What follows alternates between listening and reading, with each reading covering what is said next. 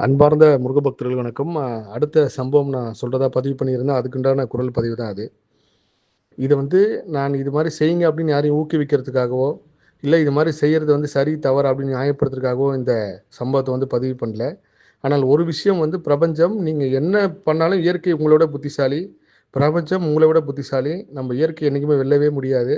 இயற்கை தான் கடைசியில ஜெயிக்கும். மனிதன் என்னைக்குமே தோற்பான். இயற்கை தான் ஜெயிக்கும். இறைவன் தான் ஜெயிப்பார். அதுக்குண்டான ஒரு உதாரணம் தான் இந்த சம்பவம். ஒருத்தங்க ஒரு பெண் முருக பக்தர். ரொம்ப முருக மேல பக்தி கொண்டவங்க. அந்த பொண்ணோட ஜாதகத்த வந்து நீங்க எங்க குடுத்தாலும் இந்த பொண்ணு கல்யாணமே ஆகாது.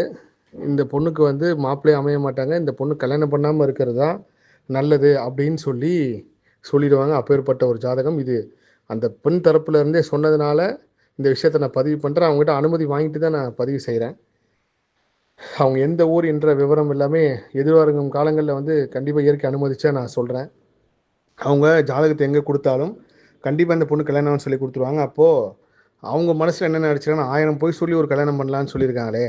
அப்படின்னு சொல்லி அந்த பொண்ணோட ஜாதகத்தையே இவங்களுக்கு ஃபேவரா மாத்தி எந்தெந்த கிரகம் மோசமா இருக்கோ அது எல்லாமே ப்ளஸ் ஆக்கி, யாரோட ஜாதகம் குடுத்தாலும், இந்த பொண்ணோட ஜாதகம் நல்ல ஜாதகம் பண்ணலாம் அப்படின்னு சொல்லக்கூடிய அளவுக்கு, ஒரு பொய்யான, ஒரு போலியான ஜாதகத்த ரெடி பண்ணி, மேட்ரிமோனில இவங்க பதிவு பண்ணி குடுத்துருக்காங்க. குடுத்து அந்த பொண்ணுக்கு கல்யாணமும் ஆயிடுச்சு.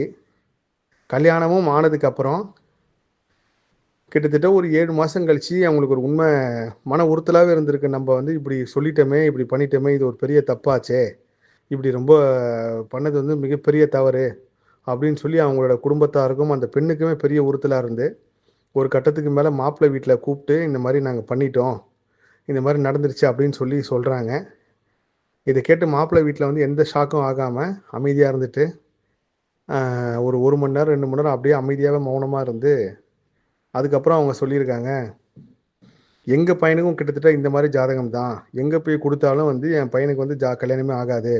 இந்த மாப்பிள வந்து கல்யாணம் பண்ணிக்காம இருக்கிறது நல்லது. அப்படின்னு தான் சொல்லி குடுத்துருக்காங்க. அதனால நாங்களும் இந்த மாரி ஒரு போலியான ஜாதகம் குடுத்து அவங்க பொண்ண கல்யாணம் பண்ணோம். அப்படின்னு சொல்லி சொன்ன உடனே இந்த 2 குடும்பத்துக்கும் பெரிய அதிர்ச்சியும், ஆச்சரியமும் இருந்துச்சு. ஆனால் இந்த ஒரு விஷயத்துல என்னன்னா, இவங்களோட பக்தி நிலை எந்த அளவுக்கு அந்த குடும்பம் முருக பக்தியில இருந்தவங்க தான். இந்த 2 பேரும் இவங்க நம்மள ஏமாத்திட்டாங்கன்ற எந்த கோவமும் இல்லாம, அந்த விஷயத்த அக்செப்ட் பண்ணிட்டு சமாதானமா போய் இப்பயும் வாழ்றாங்க. ஆனால் இயற்கைய வந்து கடைசி வரைக்கும் அவங்களால ஜெயிக்க முடியல. நீங்க ஒருத்தர ஏமாத்தணும்னு நெனச்சிருக்கீங்க. அதேமாரி நீங்களும் ஒரு இடத்துல ஏமாந்துருக்கீங்க. இப்படிதான் இயற்கை குடுக்கும். அத தாண்டி கட்டத்த தாண்டி சில விஷயங்கள் நடக்குன்னா, அது இறைவன் ஆசீர்வாதம் இருந்தா மட்டும் தான் நடக்கும். நான் சொன்னேன் உங்க ஜாதகத்துப்படியோ, இல்ல இப்படியோ நீங்க எதுக்கும் பயப்படாதீங்க. நீங்க "நாளென் செய்யும் வினைதான் என் செய்யும்ன்ற" இந்த மந்திரத்த படிச்சு, நீங்க முருகர் பக்தியில உள்ள போக, போக எல்லா கிரகங்களும் உங்களுக்கு நன்மை தான் பயக்கும். பயப்படாம நல்லபடியா வாழுங்க. எப்பேர்ப்பட்ட கோவம், சண்டை வந்தாலும் விட்டு குடுத்து போங்க. இது நாங்க அப்படி ஏமாத்திட்டோம் அப்படின்ற ஒரு குற்றுணர்வோட வாழாதீங்கன்னு சொல்லி நான் உங்களுக்கு அறிவுரை பண்ணி சொல்லி அனுப்பிச்சேன்.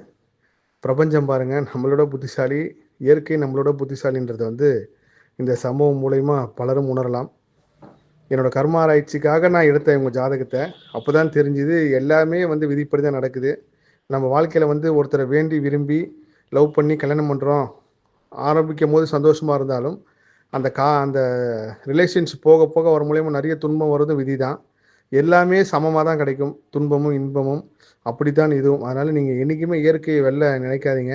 எப்பேர்ப்பட்ட பரிகாரம் இருந்தாலும், அது ஒரு குறைந்தபட்ச சதவீதம் வேலை செய்யும். பக்தி மட்டும் தான் 100% வேலை செய்யும். உங்க பக்தி நிலை எந்த அளவுக்கு நீங்க இறைவனோட ஐக்கியமாவறீங்க, எந்த அளவுக்கு இறைவனோட நீங்க சரணாகதி அடையறீங்க, அத பொறுத்து தான் எல்லாமும் கிடைக்கும். அப்படிதான் இந்த குடும்பம் சரணாகதி அடைஞ்சனால, எவ்வளோ பெரிய ஜாதக தோஷம் இப்படி மோசமா இருந்தாலும் கிட்டத்தட்ட 8, 9 மாசமா நல்லா வாழ்ந்துட்டு இருக்காங்க.